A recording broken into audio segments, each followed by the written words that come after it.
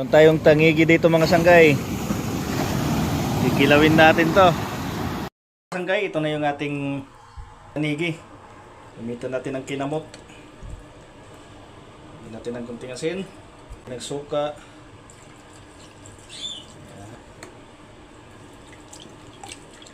Higain muna natin ito mga sanggay para matanggal yung lansa. Buhos natin ulit. Tingnan natin mga panahog, sibuyas, luya, sili, kamatis.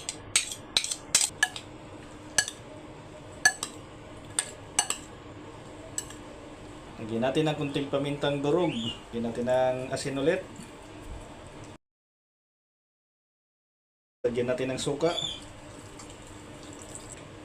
Lagyan natin ng calamansi extract.